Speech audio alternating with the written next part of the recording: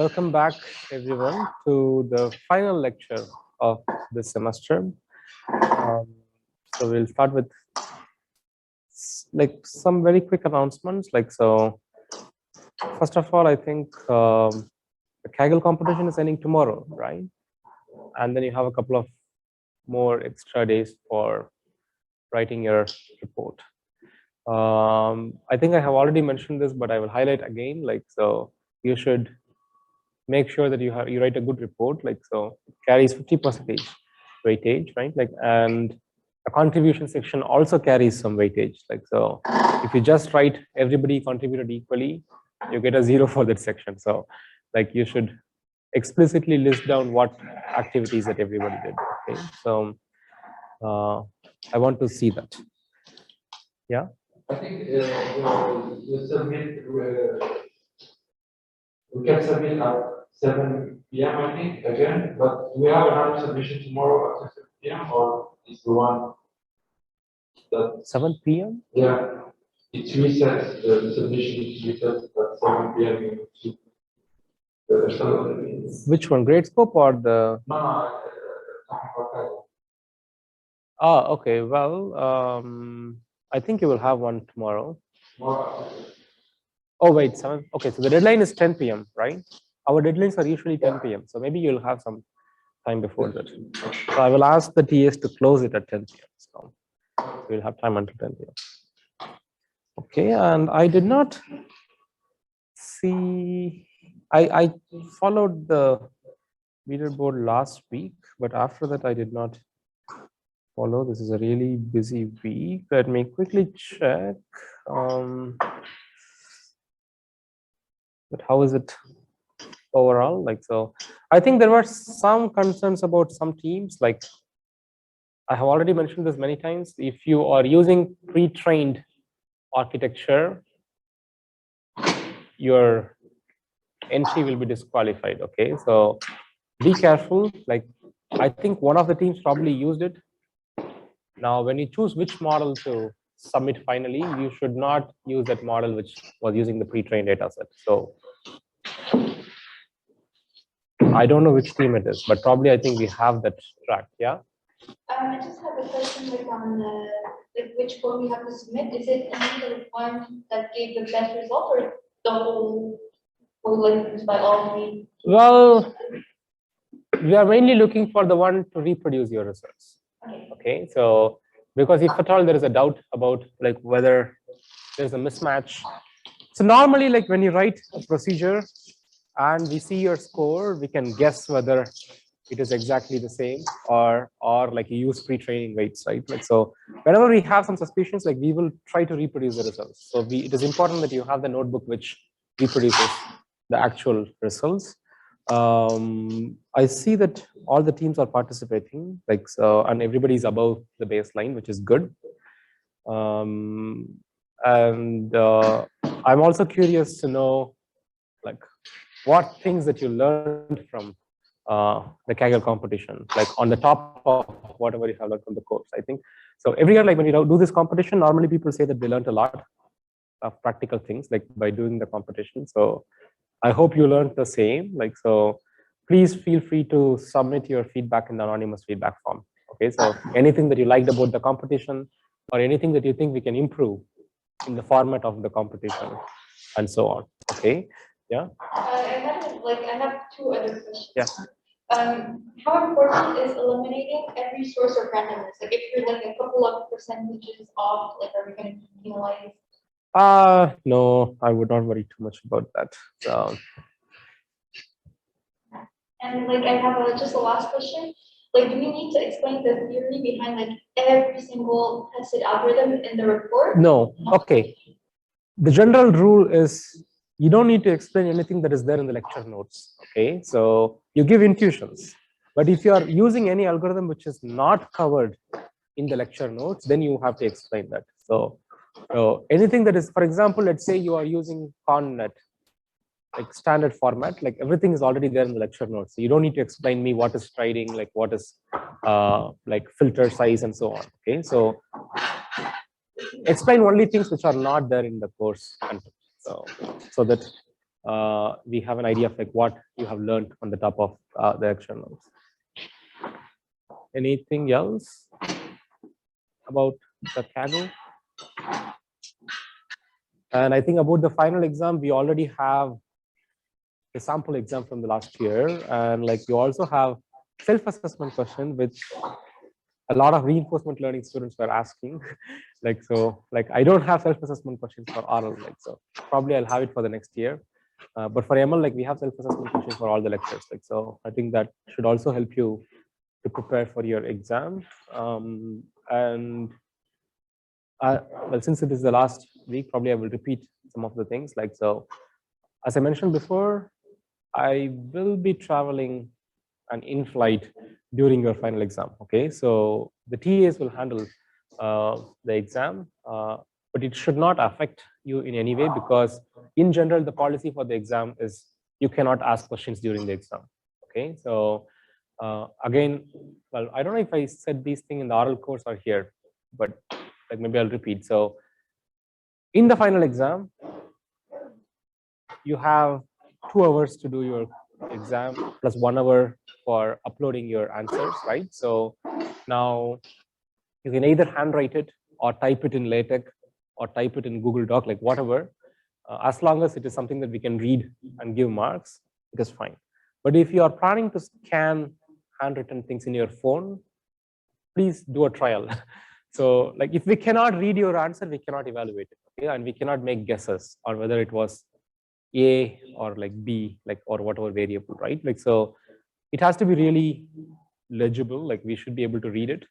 So make sure that your phone or iPad has like a good quality screen capture, right? Like, and some people asked if they can write it in their iPad, like how I do it in the class. You can do that. It doesn't matter what is your source of like writing, like, but we want to see something that we can read clearly. Okay, and there is time required to do tagging in Gradescope. So if you don't tag, we cannot evaluate your question. So you can use the entire 3 hours to write the exam if you want, but then you are risking yourself, okay, by going up to the 3rd hour, like end of the 3rd hour. So I don't want you to submit exactly at 2 hours. Like, so you can use the entire 3 hour in whatever way you want, but just to be safe, maybe submit in 2 hours, 45 minutes, okay? We will not accept anything which is submitted even 1 minute after the 3 hour deadline. And for students who have SCSH approval, like, so you have 1 extra hour, not 1.5 extra hour, okay? So like along with the 2 hour exam is not 3 hour, exam is for 2 hours, right? Like, so along with the 2 hours, like you get an extra 1 hour, and the usual 1 hour time for uploading is same for everyone, okay? So people with SCSH requirements would get 4 hours instead of 3 hours. And probably I will send out the first page of the exam, like in few days, the first page which actually has all the instructions to save your time, so that you don't need to read that page in the given 2 hours, okay? So I will send you the first page of the exam, which will give you all the instructions for the exam, and you can directly start writing it when the question is released. And the question will be released in Moodle. Okay, so like a lot of non-poly students like are still not using Moodle properly.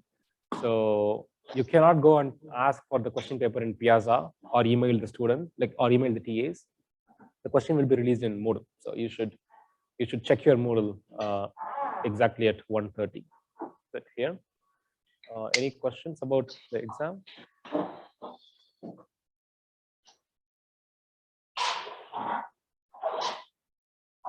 Okay, well, like the exam would require you to write and sign a honor code. Okay, so this is replacing the remote proctoring that you might have in other courses. So are you doing any courses where they're doing online evaluation, online invigilation? Not this semester. I think most of the course exams are physical this semester. So probably this is the only course you're doing online. But even last year I did not have proctoring. So we will not have proctoring. Like, so I just trust you that you will not cheat. Okay, so don't break my trust. Okay, so let us, okay, one last thing before we get started.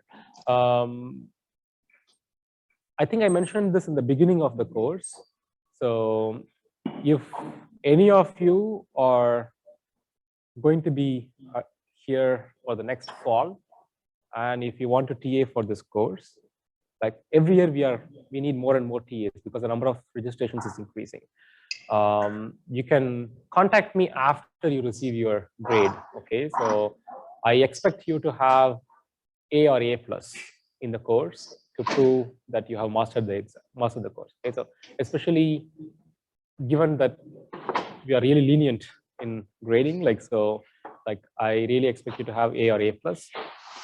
And there are also a couple of other opportunities for undergrads. Like, so if you're an undergrad in your third year taking this course and you have one more year to go, or even if you're an undergrad in your final year, like you have a couple of courses to do in the winter term, right? Like, so I don't remember the name of the courses, like, but there are a couple of course IDs, like, which you can check. Like, so one is to do research for 3 credits, like where you can do a research project in machine learning with me and get 3 credits. And the second course, I think these are 8 something, like, so it should be there in the first lecture slides, 8500 or something.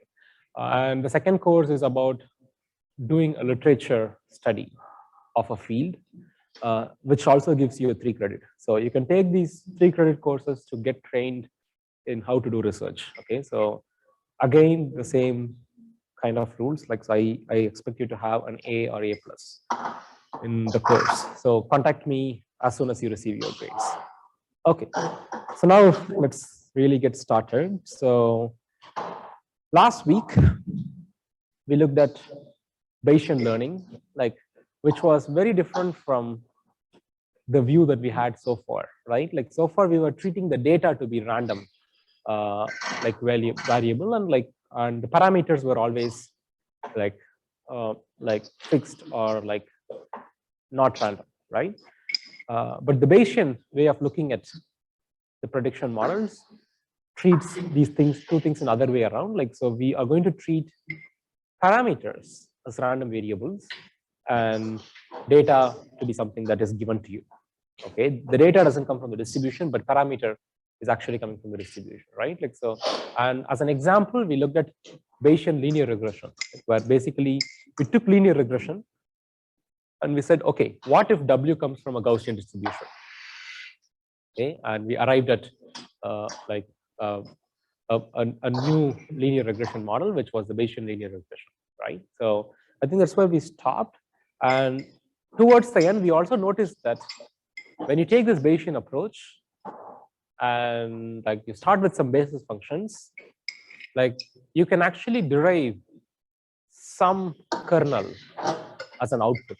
This kernel is some function which does a dot product between 2 inputs, right? So now we also observed similar kernel in the dual view of SVM, right?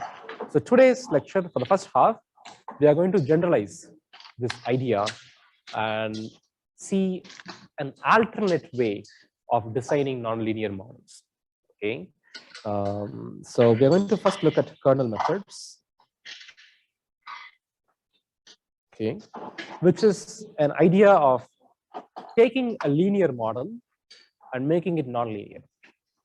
Okay, now in general we know the power of nonlinearity, right? Like, so like linear models have a lot of limitations. They can only model linear decision functions, and like a lot of real world applications require complex nonlinear functions, right? Like, so now so far in this course, I think we have seen 2 ways to come up with nonlinear models. Like, so the first, in the beginning of the course, we started with these simple linear models, like, which takes some input X and gives some output Y, right? Now, this kind of model can only model like linear things, right? So then we introduced the idea of basis functions. Like, so with basis functions, we did this cheap trick that I can take a linear model, okay, and instead of feeding my X directly, I'm going to do some nonlinear basis function. Okay, so this phi was a nonlinear basis function. So my model is my model takes a non-linear input. Okay, even though it is doing only linear operations, it is going to give me a non-linear output because the input has a non-linear basis function added to it, right? Like so, now this was the first way of coming up with non-linear models. Like examples are linear regression with basis functions, right? Like so, it's still a linear regression model, but I can actually like fit non-linear curves by using a Gaussian basis function or a polynomial basis function and so on. Then as we progress, we also saw a second class of nonlinear methods, right? Like so where the idea is like you feed input x, but your model itself was nonlinear.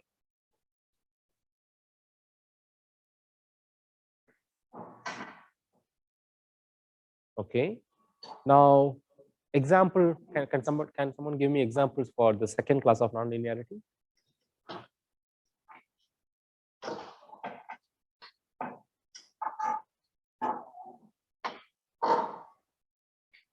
Okay, we are close to final, yeah.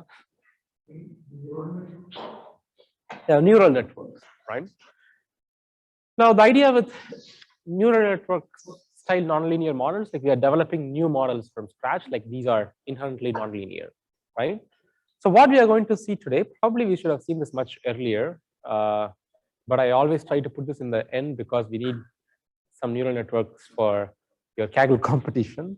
So is the third class of nonlinear models, okay? So this class of nonlinear models, they are going to take x, and there is no basis functions, okay? Now, they're going to make some prediction y. But for the model itself, like we are going to take a linear model, okay, and derive the dual view of the linear model. In the dual view, you're going to see this one kernel function, like something which says k of x dash. Okay. Now you take this k function and modify it into whatever way you want. Okay. Now you can have a polynomial kernel or Gaussian kernel, like or any type of like fancy kernel function that you want. Okay. Now this kernel is going to be nonlinear. Okay. So in this class, you have linear model with nonlinear kernel. Okay. Now, what are the advantages, right? Like, why should I do this complex? We have already done this like tedious process, right? Like, so for example, in the case of SVM, we started with the primal view, we developed the dual view, we did all the steps, and finally you reached this place where you had the support vectors and you're doing dot product with the support vectors, right? Like, and you had this k function there, right? Like, so now why should we develop this idea of like kernel methods, like instead of just playing with different nonlinear basis functions? Okay, so we are going to see the advantages today. Like, so like to give you an idea, like, so for example, with kernel methods, you can actually efficiently compute infinite dimensional basis functions, okay, which you cannot even compute by using the first method. Okay, so kernel methods opens a rich class of basis functions. Like these are sometimes called implicit basis functions. Okay, they are implicit because we will never construct these functions ourselves. Like, so for example, like infinite dimensional basis function, you can never construct it, right? Like, so you have to construct and do a dot product. Like, so like first of all, we cannot construct those functions. So kernel methods help us to develop implicit nonlinear basis functions in a much more computationally efficient way. Okay, so that is the motivation. So now let's see how to do that. Okay, so now before we move to that, like, so I want to highlight the idea of parametric versus non-parametric methods once again, because kernel methods are mostly non-parametric. Like so you need to store examples so that you can use this dot product. Okay, now if you take parametric methods, okay, like for any for example, any function to predict y which takes x as input and have some parameter w. Okay. Now, during the learning time, we will take the data set and we will use the data set to learn W, right? So once we learn a W, then we normally throw the data set away. Like you think about logistic regression. I give you 1,000 examples, you do gradient descent, find some value for W, and then you stop the training and throw the data. So whenever you want to make new predictions, you're going to use only the W, right? Now that is the idea of parametric methods. On the other hand, like, so we also have non-parametric methods. Okay, we can also call them as memory-based methods. Okay. Examples include, for example, k nearest neighbor, right? Like where you store all the examples and do distance measures, or the dual view of SVM, where you store support vectors and do a dot product with these support vectors, right? Like, so now these kind of non-parametric methods, they either store all the training data, KNN is a good example, or store a subset of the training data, like SVMs are example, good example, right? So now during prediction time, we will be using these data points to compute our prediction. Okay, and normally this prediction is computed by using some form of similarity between any two vectors in the input space. Is that clear? So for example, in the case of k nearest neighbor, like you will do equidistant distance, right? Like in the case of SVMs, you just do a simple dot product. Okay. Now, usually for these kind of methods, training is very fast, but prediction is going to be slow because you are going to use all these examples during prediction time. Is that clear? Okay. Now, in the past, we have talked about dual representations, right? So we took SVM, which was a linear model, and we developed a dual view of the SVM. Now, if you think about it, the primal view of the SVM was a parametric method, like you learned W, right? On the other hand, the dual view of SVM was non-parametric because you source some examples. There is no W. Now, that was just one example. Like what we are going to do today is to develop a general theory. So in theory, like it should be possible to take any linear method. Okay, you can take any linear method and you can recast it into dual representation. Okay, and in the dual representation, the predictions are going to be based on linear combination of what we called previously as kernel functions. Okay, so kernel function is basically taking two input vectors and do a dot product, for example, like so phi of x transpose phi of x dash, right? So we can take any linear method, compute the dual representation, and in such a way that my predictions are going to be based on kernels. Okay, now we need to talk about like what are these kernels, right? Like so kernels are usually symmetric functions of their arguments. Okay, what do I mean by symmetric function? It just means that a kernel of xx dash is actually equivalent to kernel of x dash x. It doesn't, the order doesn't matter. Okay, now to give you an example for kernel, like the dual view of SVM is one example that we have already seen. We also saw another example last week, right? Like the equivalent kernel in the dual view of Bayesian linear regression, right? Now we can actually generalize this idea to any linear model. Okay, so this is what sometimes people call as kernel trick or kernel substitution. Okay. If we have an algorithm which is formulated in such a way that the only way in which you are using the input x is by doing some dot product with another previous input vector, okay, then you can replace this dot product with any choice of kernel. Okay. So for example, we can take PCA, which we have seen a couple of weeks back, right? Like it's a linear method for dimensionality reduction. Now I can take PCA and find the place where there is a dot product and substitute that with a kernel. Okay. So then we are going to get kernel PCA, kernelized PCA. Okay, which is a nonlinear PCA. Similarly, you can take Fisher's discriminant analysis, right, and kernelize it. So you're going to get kernelized Fisher discriminant analysis. You can take linear regression. We're going to see one example today, like which is linear regression. Like we are going to take simple linear regression, not Bayesian linear regression. Okay, so we're going to take linear regression and we are going to convert it to the dual representation and show how to do kernelized linear regression. Okay, so let's start with the example.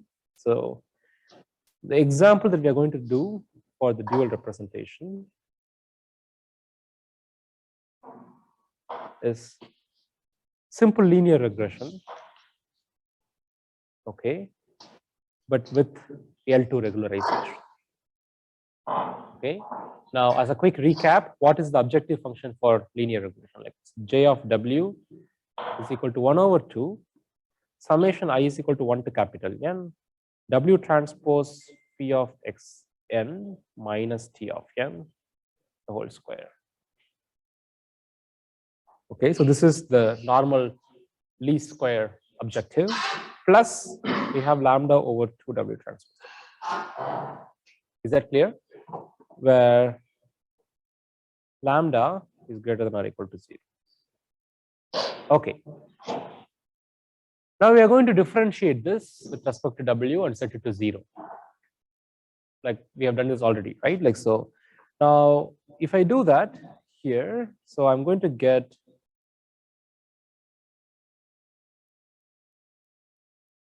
summation over N is equal to 1 to capital N, W transpose P of Xn minus T of N. Okay. What I'm doing here is differentiating with respect to W and set it to 0. So when I differentiate the first term, this is what I would get. Plus, I differentiate the second term, I'm going to get lambda times W. Right? Sorry, minus, no, it's plus lambda times W. Okay, is equal to 0. Okay. Now, I just need to know what is W. So I can write this as W is equal to minus 1 over lambda. Summation over N is equal to 1 to capital N. W transpose phi of Xn minus T of N. Oh, I forgot the phi of Xn. When you differentiate internally with respect to W, you get phi of Xn. So phi of Xn. Is that clear? Now you see that I'm doing things in a slightly different way. So previously, like we would just put all the W in one side. So we actually have the closed form solution for this L2 loss regression, right? Like so. Now I'm purposely not doing that because I want to keep the dot products. So one way to I'm just going to rewrite this as summation over N is equal to 1 to capital N. Okay. An times phi of Xn. Okay, where An is given by minus 1 over lambda. There is no summation. So W transpose phi of Xn minus T of N. Okay, so I'm just giving a name for this entity, like every entity in this summation. Okay, so I can also write the whole thing as a vector notation now. So this whole thing is basically phi transpose A. Okay, where phi is the design matrix or the data matrix, where the nth row is given by phi of Xn transpose. Okay, and A is a vector of A1 to AN. Is that clear?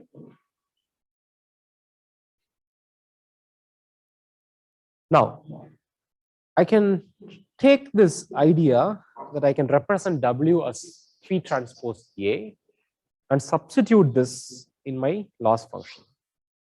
Okay, so let us take the loss function. I'll copy this. Okay, so I'm going to substitute that W is equal to phi transpose A. Okay, now let's see what happens. So this is going to be 1 over 2. Okay. Okay. So here you have A minus B the whole square. So this becomes A square plus B square minus 2AB. Okay. The A square term is given by A transpose phi phi transpose phi phi transpose A. Okay. It looks like I'm jumping, but I'm not jumping. So you see that W is actually phi transpose A, right? And there is another phi here. So when you put W is equal to A transpose phi, right? So then you get W square. So this is W square. You also want to square the phi. So this is the phi square. Is that clear? Now, similarly, I have to do the square for the second term. So this becomes plus 1 over 2 T transpose T. Okay. Then you have minus 2AB. So minus, there is a 2 which will get cancelled. So it becomes A transpose phi phi transpose T. Okay. Then you have plus lambda by 2. There is W square, right? So it becomes A transpose phi phi transpose A. So this is my objective function, but now I have completely replaced W with A. Is that clear? Any questions? Okay. Now you see this matrix phi phi transpose everywhere. Right? Now what is this matrix? So this matrix actually takes every example phi of X and does a dot product with every other example. If you have n examples, then this phi phi transpose matrix is going to be an n cross n matrix. Okay, so we are going to call this matrix as K, which is phi phi transpose. This is also known as Gram matrix. So this is an n cross n matrix. Okay, where any entry KNM is given by phi of Xn transpose phi of Xn. Okay, or in other words, it is just the kernel function of Xn Xn. Okay, now I can write my objective in terms of the kernelized version. So J of A is going to be 1 over 2 A transpose KKA minus, okay, so plus 1 over 2 T transpose T, that doesn't change, minus A transpose KT plus lambda by 2 A transpose KA. Is that clear? So let's take this to the next page, because we are going to derive, like differentiate this, set it to 0, then we have our answer. So this is my new modified objective function. Okay, now we are interested in finding an A which satisfies this objective, like, or minimizes this objective. So we are going to differentiate with respect to A and set it to 0. Okay, so how am I going to do that? So, well, this is very simple differentiation. Like, so, like the first term becomes, I think,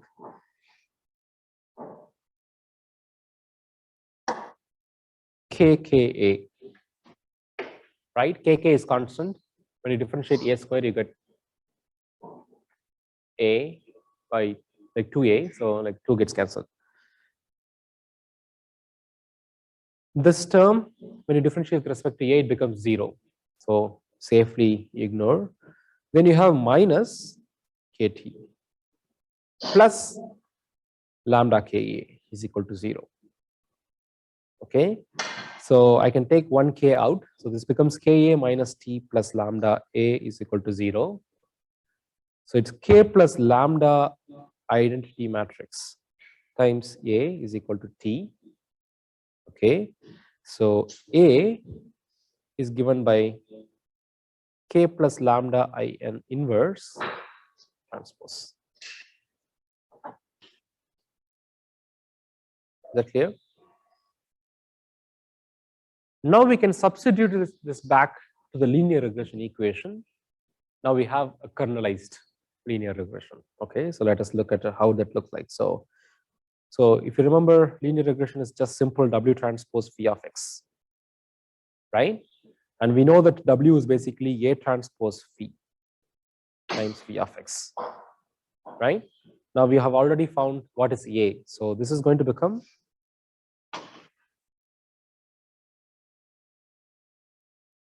K plus lambda IN inverse T.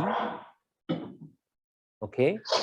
Now, if you look at phi of x, it basically takes the current input phi of x and does a dot product with all the previous inputs, right? Like, so I can just write that as basically K of x. Okay, where Kn of x is given by Kxn comma x. Is that clear? So now this equation that you see here, right? Now this is an example. Like now this is a kernelized version of linear regression. Now this is exactly same as the linear regression with L2 loss that we have seen before in terms of performance, but the difference is this version is going to store all the examples, and given a new example, you are going to do this kernel operation like the K function, and you also have to do the costly inversion, right? Like so, and I think the inversion you can just do it once. So there's nothing here depending on the current input. So you have to do the inversion once, but given a new example, like you will just do a kernel dot, you will just compute this part and you have a prediction. Is that clear? Now this is the dual version of linear regression with L2 regularization. Okay. Now we can try to compare primal versus dual, like just like how we did for SVM, right? So in the primal version of linear regression, we had to do an inversion, but the inversion was an M cross M matrix, if you remember, right? So this requires inversion of an M cross M matrix to compute W. Okay. However, in the dual case, we have to invert N cross N matrix, which is the gram matrix, okay, to determine A, where M is the number of basis functions and N is the number of data points. So usually we know that N is much greater than M, which is one of the reasons why people don't use kernel methods like a lot nowadays. Okay, so like with kernel methods, like you have to do much more like compute because you have to invert this bigger matrix. Like if you have a million examples, it's a million cross million matrix, right? Like so, and there are efficient ways to do these things, and there are approximate and incremental ways to do these things. Now, if you really want to have nonlinear kernels that cannot be done with nonlinear basis functions, then you have to take this route. Is that clear? So as I mentioned before, like if you think about why we need to do this dual space, like where the computation is actually a lot, one of the reasons why you can do this is like why you should do this is you can cover a lot of nonlinear basis functions, like which are very computationally intractable, like with the primal view. Okay, so we are going to see one such basis function today, like so where if you try to expand the basis kernel function, like you will get a nonlinear, you'll get an infinite dimensional basis function. Okay, so those kind of things can be easily done in the dual view of linear methods. Is that clear? Okay, so I think we have seen what is a kernel and like how to take any linear model and make it a kernelized version, right? Like so now let's try to talk a little bit about the properties of kernels. Okay, so there are many types of kernels that you can design. In fact, this idea of kernel methods is a whole field by itself, like just like how we have neural networks. Okay, and there was a period in the history, like so when kernel methods were dominating machine learning.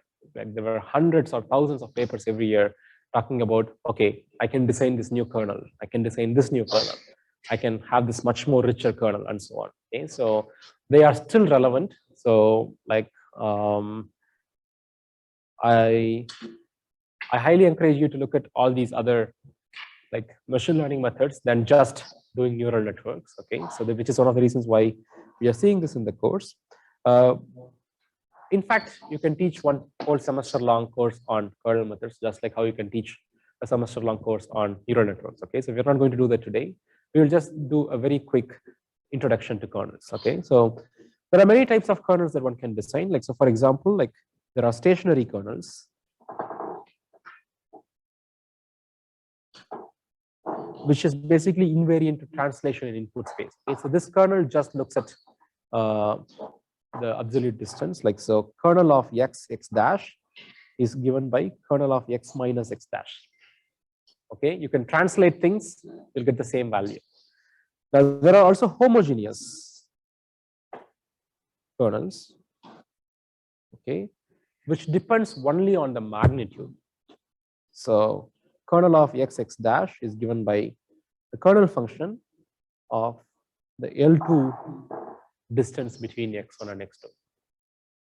Okay, so that is homogeneous kernel. Normally we will use stationary or homogeneous kernels, like because other kind of kernels are difficult sometimes. Now the next question is how to construct these kernels, right?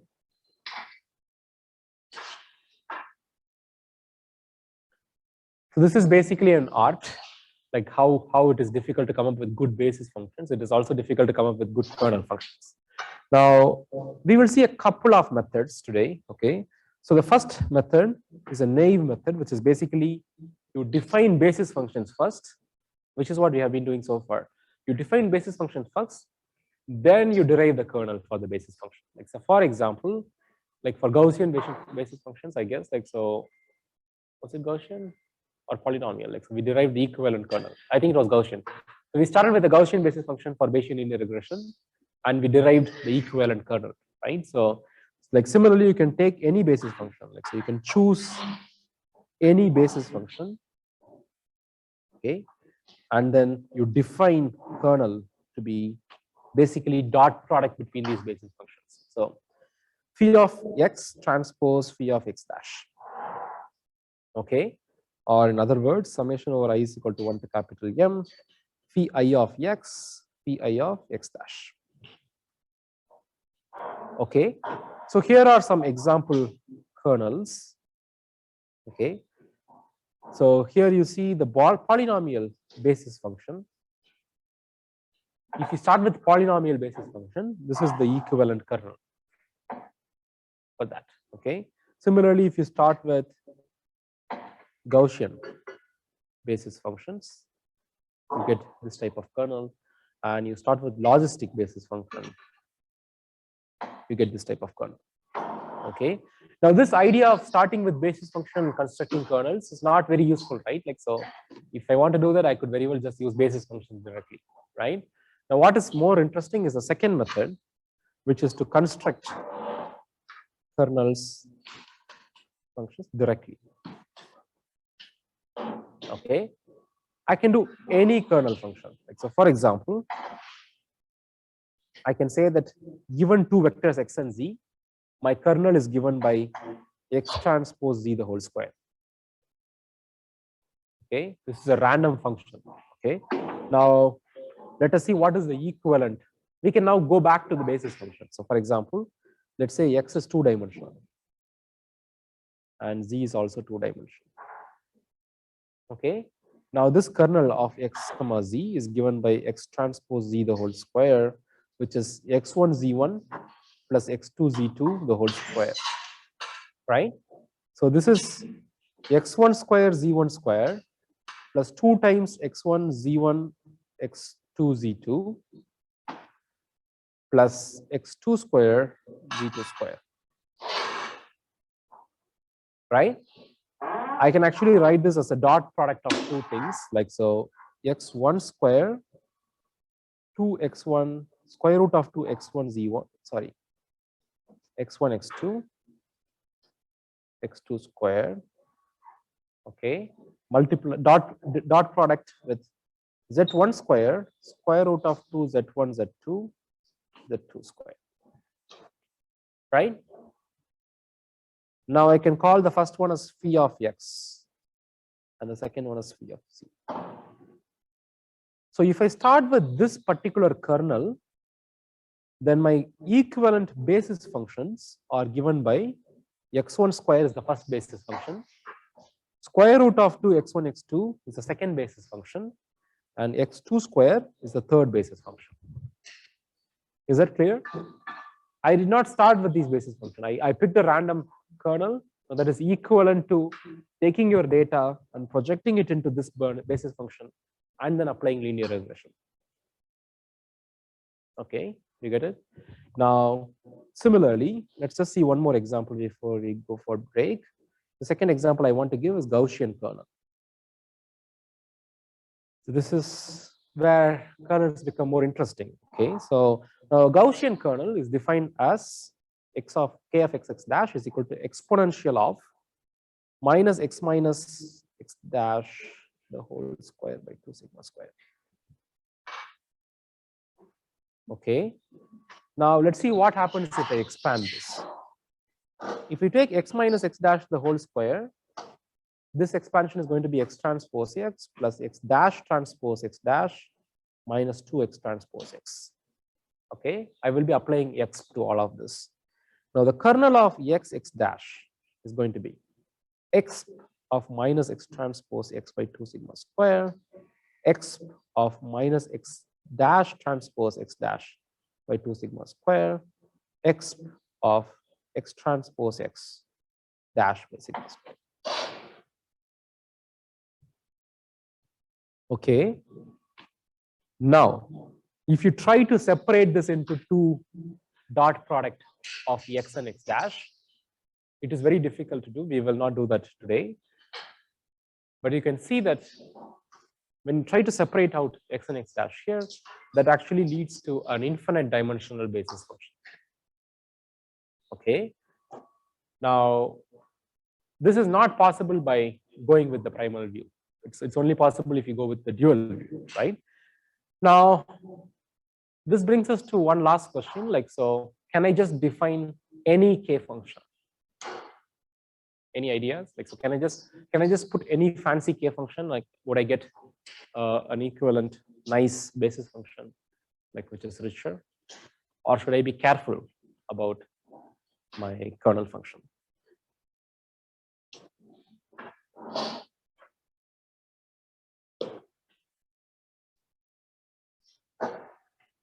Well, like, so probably if we go back to linear regression thing, okay, so this is my, so this is for, okay, this is for linear regression with L2 regularization. Okay, this is probably a bad example because L2 regularization makes things nicer. But in general, like one thing that we have to be careful is A kernel is valid only if the K matrix is positive semi-definite. Okay, so that is needed so that you can actually compute the inverse properly. So a necessary and sufficient condition for a function K of x dash to be a valid kernel is basically K should be positive semi-definite for all possible choices of input. Okay, so if there is any particular input, but this is not the case, then like you will have issues. Is that clear? Okay, so we will stop here and take a 10-minute break, but probably we will start at 1:50 instead of 48.